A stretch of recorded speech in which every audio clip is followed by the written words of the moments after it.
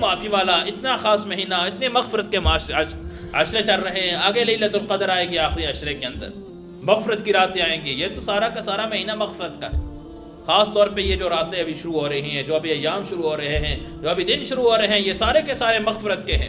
لیکن کچھ بدبخت ہوں گے، اللہ کے نبی نے فرمایا اس مبارک مہینے میں، رمضان المبارک کے مہینے کے اندر بھی کچھ بدبخت ایسے ہیں جن کی مغفرت نہیں ہوتی۔ کہا کچھ بدبخت ایسے ہیں، شب قدر جیسی رات آ جائے گی، شب قدر وہ آ جائے گی، ان بدبختوں کی اس میں بھی مغفرت نہیں ہوگی، ان بدبختوں کی اس کے اندر بھی مغفرت نہیں ہوگی۔ کون ہے؟ کہا 4 قسم کے بدبخت ہیں، 4 قسم کے بدبخت ہیں۔ اللہ رب العزت اس مبارک مہینے کے اندر، مبارک راتوں کے اندر بھی اللہ ان کی مغفرت نہیں فرماتے۔ کہا کہ پہلا یہ ہے کہ جو شراب کا عادی ہے، نشے کا عادی ہے، اللہ اس کی مغفرت نہیں فرماتے۔ اللہ ہم سب کی حفاظت فرمائے، اللہ ہم سب کی حفاظت فرمائے۔ ہر قسم کے نشے سے اپنے آپ کو بچا کے رکھیں، چاہے وہ شراب کا ہے، چرس کا ہے، یا اس کے علاوہ باقی جتنے بھی نشے کی اقسام ہیں، تو ہر ایک نشے کے جو بھی جس نشے کے اندر بھی عادی ہوگا، جس نشے کا عادی ہوگا، اللہ اس مبارک مہینے کے اندر بھی اس کی مغفرت نہیں فرمائے گا۔ تو جلدی جو بھی ہے تو اللہ سے مانگے، توبہ طائب ہو کے اپنا علاج کروا کے کسی طرح اس گندی بیماری سے اپنی حفاظت فرمائے، اپنے آپ کو بچائے۔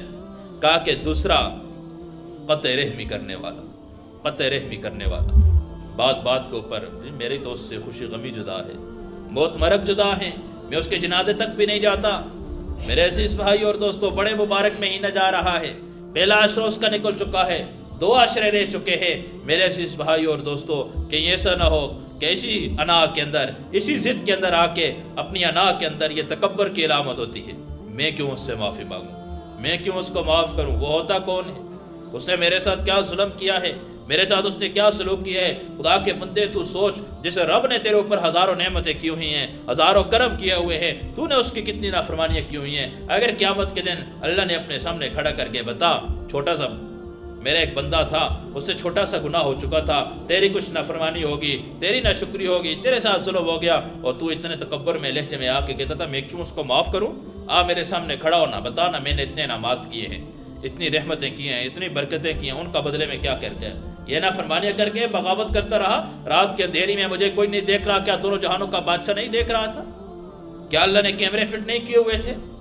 تیرا ہر سانس لکھا جا رہا تھا، تیری آنکھ کا اٹھنا لکھا جا رہا تھا، ہاتھ کا پکڑنا، پاؤں کا چلنا، دل دماغ کا سوچنا، دھڑکنا لکھا جا رہا تھا۔ جو بھی کر رہا ہے میرے عزیز بھائی اور دوستو، میں اور آپ جتنے یہاں بیٹھے ہوئے ہیں، ہم ایسے نہیں بیٹھے ہوئے ہیں، اللہ رب العزت نے 2 فرشتے بٹھائے ہوئے ہیں اور یہ ایک ایک عمل لکھ رہے ہیں۔ قیامت کے دن اللہ کی بارگاہ کے اندر ہم نے حاضر ہونا ہے، پھر وہاں پتہ چلے گا، اعلان ہوگا اقرأ کتابک کفی بنفسک اليوم علیک حسیبا، اے نامہ اعمال پڑھ، اس کے مطابق تیرا فیصلہ ہوگا۔ اس وقت انسان حسد و افسوس کے اندر مبتلا ہو جائے، یہ کیا ہو گیا؟ میرے عزیز بھائی اور دوستو، میری آنکھ کا اٹھنا، میرے ہاتھ کا پکڑنا، میرے دل دماغ کا سوچنا، دھڑکنا، قدموں کا اٹھنا، ہر ایک جسم کی ہر حوض سے عمل نکلنے والا وہ لکھا جا رہا ہے، وہ لکھا جا رہا ہے۔ ہم نے اللہ کی بارگاہ میں حاضر ہونا ہے۔ تو قطع رحمی کرنے والا، قطع رحمی کرنے والا، چھوٹی چھوٹی بات پہ ہمیشہ کے لیے برسوں کی لڑائیاں، 3 دن تک اللہ نے مہلت دی ہے، غصہ اللہ نے رکھا ہے، کہا 3 دن تک اختیار ہے، 3 دن کا اختیار ہے۔ غصہ آتا ہے تو 3 دن تک برداشت نہیں ہو سکتا، ناراض ہو سکتے ہو،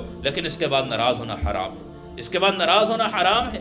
خاص طور پہ ہم اپنے رشتہ داروں سے ناراض ہو جاتے ہیں۔ اس لیے میرے عزیز بھائی دوستو، اگر کوئی کسی سے ناراض ہے، دل کے اندر کوئی اس قسم کی بات ہے، تو اس کو ختم کر دیں اس مبارک مہینے کی لاج رکھتے ہوئے۔ کہا کہ تیسرا وہ بدبخت ہے، دل میں کینہ اور بغض رکھنے والا ہے، دوسروں کے بارے میں حسد کرنے والا۔ اس کو اللہ نے مال کیوں دیا ہے، یہ اتنا خوش کیا ہے، اب اس کے خلاف پلان بنائے جا رہے ہیں، اس کے خلاف پلان بنائے جا رہے ہیں، کس طرح اس کو پریشان کیا جائے، کس طرح اس کو تکلیف دی جائے، کس طرح اس کو دکھ دیا جائے، اس کے خلاف مشورے ہو رہے ہیں۔ اب یہ تو اللہ نے اس کو انعامات کیے ہیں، دوسرے حسد کی آگ کے اندر جلتے جا رہے ہیں۔ اور سب سے بڑا نقصان کیا ہے کہ اللہ ان کے اعمال کو رد کرتے ہیں، عبادات کرتے ہیں، نمازیں پڑھتے ہیں، تلاوتیں کرتے ہیں، دل میں کینہ اور بغض حسد رکھا ہوا ہے، اللہ ان کی عبادت کو قبول نہیں کرتے۔ اللہ رب العزت اس مبارک مہینے کے اندر، رمضان المبارک کے مہینے کے اندر بھی اللہ ان کی مغفرت نہیں فرماتے۔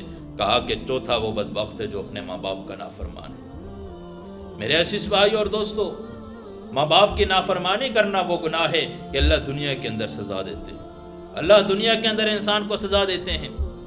اپنے آپ کو اس لعنت سے، اس بیماری سے بچائیں۔ یہ بہت بڑی بیماری ہے ماں باپ کی نافرمانی والے، یہ روحانی بیماریوں میں سب سے بڑی بیماری ہے۔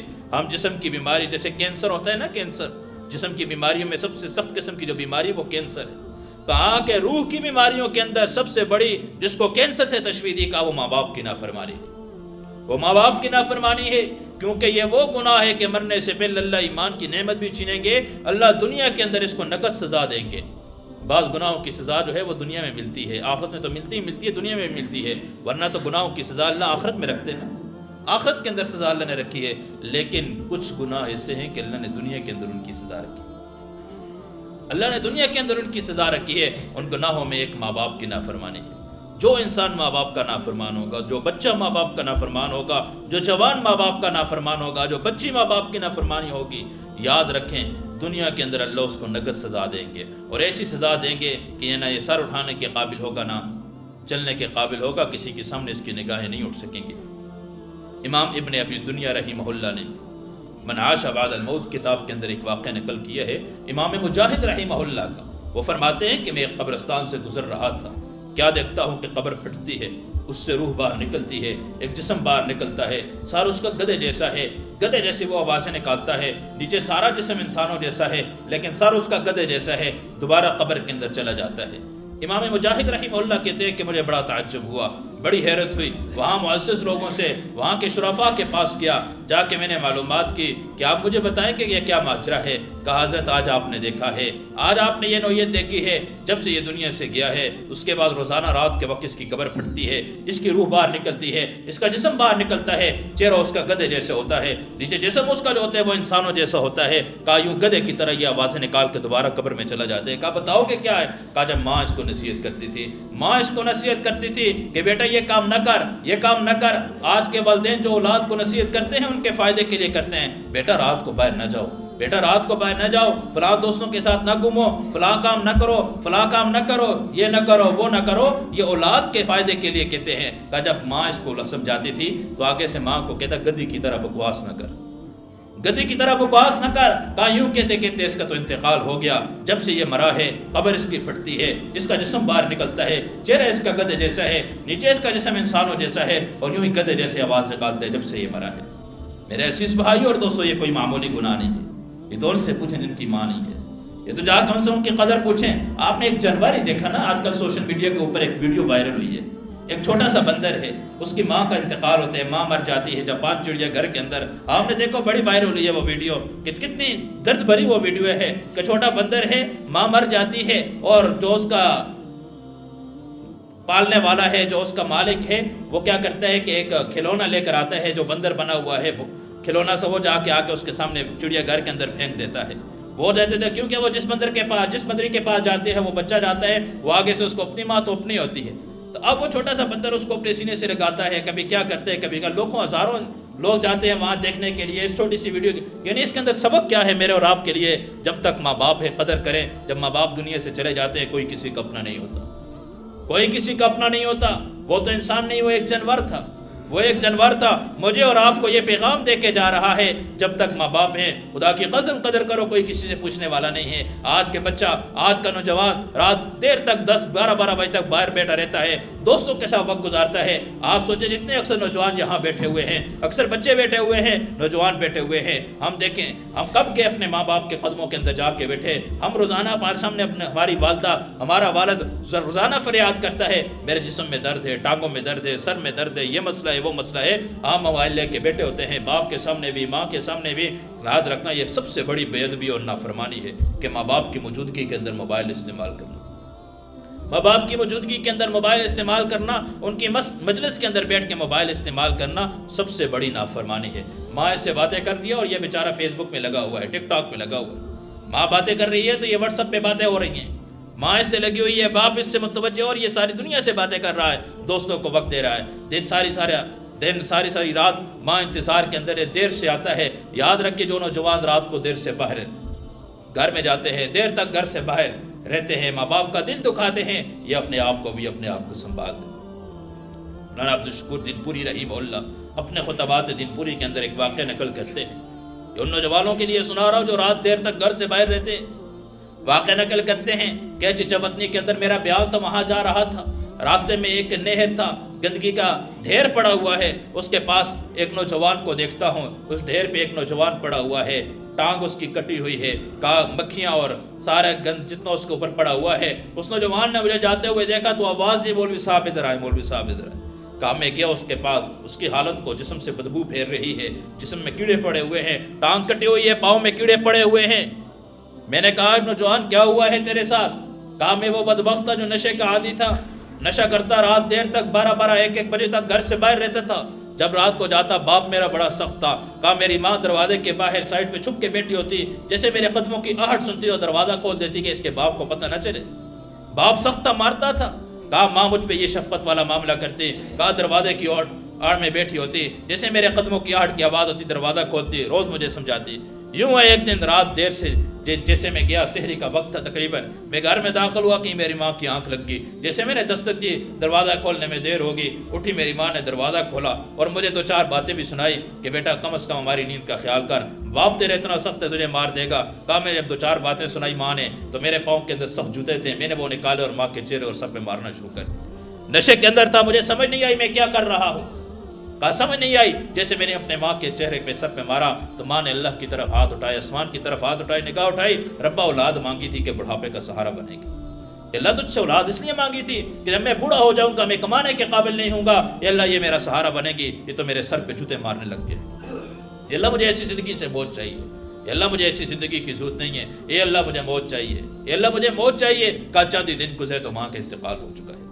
اس کے بعد وہی میری عادت تھی، رات دیر سے آیا، راستے میں ٹھوکر لگی، کہا پاؤں زخمی ہوا، ڈاکٹروں کے پاس گیا، ایک کے پاس، دوسرے کے پاس، تیسرے کے پاس، کہیں میرے پاؤں کا علاج نہ ہوا۔ کہا ملتان نشتر اسپتال میں جاؤ، وہ بڑا اسپتال ہے، وہاں جاؤ، وہاں آپ کا علاج ہوگا۔ وہاں کے ڈاکٹر نے کہا آپ کو کینسر ہو چکا ہے، آپ کے ٹانگ کو کاٹنا پڑے گا، یہ تو جسم میں زہر پھیل جائے گی۔ کہا مولوی صاحب میرے پاؤں کو کاٹ دیا ہے، میری بیوی نے مجھ سے طلاق لے لی ہے، بچے مجھ سے دور ہو چکے ہیں، یہاں جانوروں کی طرح پڑا ہوا ہوں۔ کوئی آتا ہے جیسے کتے کے آگے کوئی روٹی پھینکتا ہے، یوں پھینک کے چلا جاتا ہے۔ جا کے نوجوانوں کو میرا یہ پیغام دے دو جو رات کو دیر تک باہر گزارتے ہیں، اپنے دوست احباب کے ساتھ وقت گزارتے ہیں، ماں باپ کو ذلیل کرتے ہیں، ماں باپ کو جواب دیتے ہیں، ماں باپ کی اطاعت نہیں کرتے، نافرمانی کرتے ہیں۔ اے مولوی صاحب جا کے ان سب کو نوجوانوں کو میرا پیغام دے دو، جو ماں باپ کی نافرمانی کرے گا اللہ دنیا کے اندر اس کو یوں ذلیل کرے گا، یوں دنیا کے اندر اللہ اس کو ذلیل کرے گا۔ میرے عزیز بھائی اور دوستو، کا چوتھا وہ بدبخت ہے جو ماں باپ کا نافرمان ہے۔ اس رمضان المبارک کے مہینے کے اندر بھی اللہ اس کی مغفرت نہیں کریں گے، اللہ اس کی مغفرت نہیں کریں گے۔ یاد رکھیں گے جیسا کرو گے ویسا بھرو گے۔ آج اگر اپنے ماں باپ کی نافرمانی کی، آپ کی اولاد بھی آپ کے ساتھ وہی سلوک کرے گی۔ علامہ ابن خلقان رحمہ اللہ نے بھائی یزید بستامی رحمہ اللہ کا واقعہ بھی آتا ہے، اور ایک اور اللہ والوں کا واقعہ بھی آتا ہے۔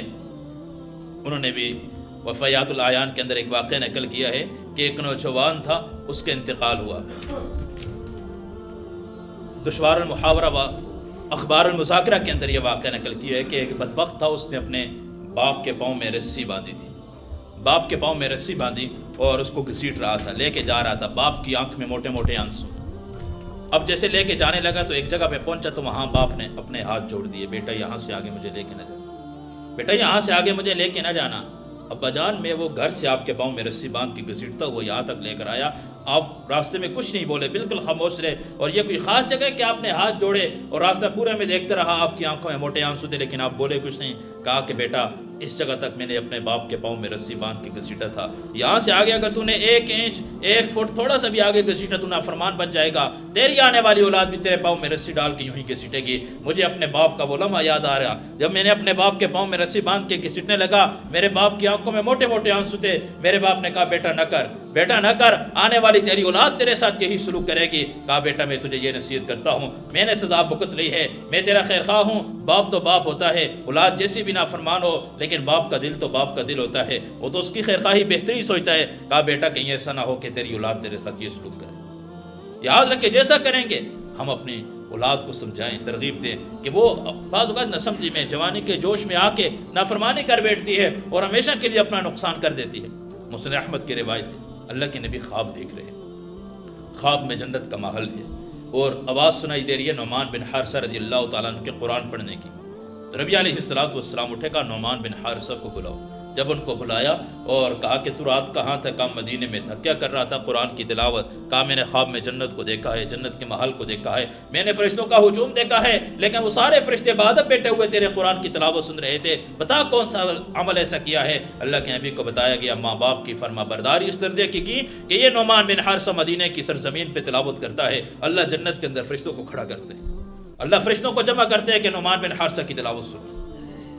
اپنے والدین کا ادب احترام کریں، اگر وقت کے ولی اللہ بننا چاہتے ہیں، اگر اپنا کچھ مقام اور مرتبہ پانا چاہتے ہیں، اللہ کی قسم ماں باپ کے قدموں میں بیٹھ کے دعائیں کریں، ماں باپ کے قدموں کے اندر بیٹھ کے۔ وفیات العیان کے اندر امام زین العابدین رحمہ اللہ نے اتنا بڑا مقام اور مرتبہ ویسے نہیں دیا، ان کا واقعہ نقل کیا کبھی زندگی اپنی ماں کے ساتھ بیٹھ کے کھانا بھی نہیں کھایا، کبھی زندگی اپنی ماں کے ساتھ بیٹھ کے کھانا بھی نہیں کھایا۔ پوچھنے والے پوچھتے لگے کہ کیا پتہ ماں کی جس جہت جس جگہ لقمہ لگانے کا ارادہ ہو، مجھے کیا پتہ، میں غیب تو جانتا نہیں ہوں، کہیں اس جگہ میں لقمہ لگاؤں تو ماں کی نافرمانی نہ ہو جائے۔ اللہ نے ویسے امام زین العابدین نہیں بنائے۔ میرے عزیز بھائی اور دوستوں، بات لمبی ہو رہی ہے، وقت ختم ہو رہا ہے۔ یہی آج کا جو موضوع ہے کہ رمضان المبارک کے مہینے کے اندر بھی 4 بدبخت وہ ہوں گے جن کی اللہ رب العزت مغفرت نہیں کریں گے۔ ایک تو یہ ہے کہ مرنے سے پہلے اس رمضان کے مہینے کے گزرنے سے پہلے کم از کم ان 4 گناہوں کے اندر جو مبتلا ہے آج توبہ طائب ہو جائیں۔ جو نوجوان اپنے والدین کی نافرمانی میں مبتلا ہے، ان کی بات کو نہیں مانتے، نظر انداز کرتے ہیں، ان کے سامنے بیٹھ کے موبائل استعمال کرتے ہیں، رات کو دیر تک گھر سے باہر ہوتے ہیں، تراویح کے بہانے پہ آتے ہیں اور دوستوں کے ساتھ بیٹھے رکھتے ہیں، میں ان کے سامنے ہاتھ جوڑ کے یہ کہتا ہوں کہ خدا را اپنے ماں باپ کی قدر کرو، جب تک یہ ہے تو قدر کر لو، چلے گئے پھر ان کی یاد ستاتی رہے گی، ساری زندگی رلتے رہو گے، یاد ستاتی رہے گی لیکن کوئی فائدہ نہیں ہوگا۔ جتنے نوجوان بیٹھے ہیں، جب ماں باپ کے پاس جاؤ، موبائل کو لاک کر کے سائلنٹ کر کے بند کر کے اپنے جیب میں ڈال دو، وہ صرف آپ کے ماں باپ کا وقت ہے، اس وقت صرف اپنے ماں باپ کی باتیں سنو، ان سے باتیں کرو، وہ آپ کے پیسے کے بھوکے نہیں، آپ کے عہدے کے بھوکے نہیں، آپ کی ڈگری کے بھوکے نہیں، آپ کے مال کے بھوکے نہیں، آپ کی چیزوں کے بھوکے نہیں، وہ بھوکے ہیں تو آپ کے وقت کے بھوکے ہیں، وہ بھوکے ہیں تو آپ کی طلب کے بھوکے ہیں، آپ کی توجہ کے بھوکے ہیں کہ میرا بیٹا مجھ سے پیار سے بات کر لے، میرے ساتھ تھوڑا ٹائم بیٹھ جائے۔ میں اور آپ جاتے ہیں روٹین پوری کرنے کے لیے، لیکن وہاں بھی جا کے موبائل استعمال کرتے ہیں۔ اللہ ہم سب کی حفاظت فرمائے۔ وآخر دعوانا ان الحمد للہ رب العالمین۔